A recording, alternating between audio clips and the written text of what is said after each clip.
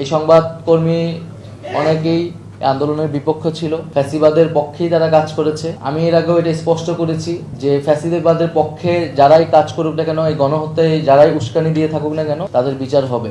কিন্তু গণমাধ্যমের স্বাধীনতার কথা বলে বা স্বাধীনতার মাধ্যমে কি ফ্যাসিস্টদের পক্ষে প্রচারণা করা যাবে কিনা? যেদিন আমাকে গুম করা হয় এবং গুম করে ফেলে রেখে যায়, আমি সেদিন কোনো রকমে একটা বাসায় সিএনজি নিয়ে বাসার উদ্দেশ্যে আসি এবং বাসায় ওঠার আগে আমি কয়েকটা পত্রিকা কিনে দেশের পরিস্থিতিটা কি, সিনারিটা কি, সেটা বোঝার চেষ্টা করি। তো এরকম ছিল আর কি পরিস্থিতি, যে মানে আমরা আসলে মনে হয়েছে যে একেবারে আগের যুগে ফিরে গেছি।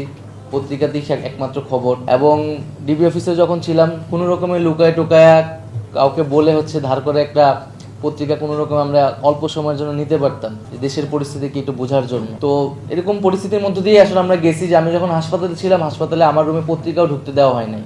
পত্রিকাকে এত ভয় পাওয়া শুরু করছে তারা তখন, যে আমার রুমে কোনো পত্রিকা ঢুকতে দেওয়া হয় নাই। তো আমি এই জন্য আজকে যেহেতু আপনারা সংবাদকর্মীরা এবং বিভিন্ন সম্পাদক এসেছেন, তো সেই আন্দোলনের পক্ষ থেকে আমি আপনাদেরকে আন্তরিকভাবে ধন্যবাদ জানাচ্ছি বাংলাদেশের ছাত্র জনতার পক্ষে থাকার জন্য। আবার এর উল্টো দিকও আছে, আমরা জানি যে এই সংবাদকর্মী অনেকেই আন্দোলনের বিপক্ষ ছিল, ফ্যাসিবাদের পক্ষেই তারা কাজ করেছে। এবং আমি এর আগেও এটা স্পষ্ট করেছি যে ফ্যাসিবাদের পক্ষে যারাই কাজ করুক না কেন, এই গণহত্যায় যারাই উস্কানি দিয়ে থাকুক না কেন, তাদের বিচার হবে। সে সাংবাদিক না, কবি না, সাহিত্যিক, এটা বিবেচনায় আমরা নিব না। আবার একই সাথে কোনো সাংবাদিক বা যে কেউ, তার সাথে যদি ইনজাস্টিস করা হয়, তার প্রতি যদি অবিচার করা হয়, সেই বিষয়টিও আমরা দেখব। কাউকে যদি এমন মামলা দেওয়া হয় যে মামলা সে আসলে অভিযুক্ত হওয়ার কথা না, আমরা বলেছি সেই মামলাগুলো প্রত্যাহার করা হবে। যার যতটুকু অভিযোগ, সেই অভিযোগের ভিত্তিতেই তার বিরুদ্ধে ব্যবস্থা নেওয়া হবে। দ্বিতীয়ত, আমরা গণমাধ্যমের স্বাধীনতার কথা বলেছি যে আমরা গণমাধ্যমের স্বাধীনতা নিশ্চিত করতে চাই, কিন্তু এটি কেবলই মুখের কথা নয়, আমরা এটি কাজে বাস্তবায়ন করতে চাই।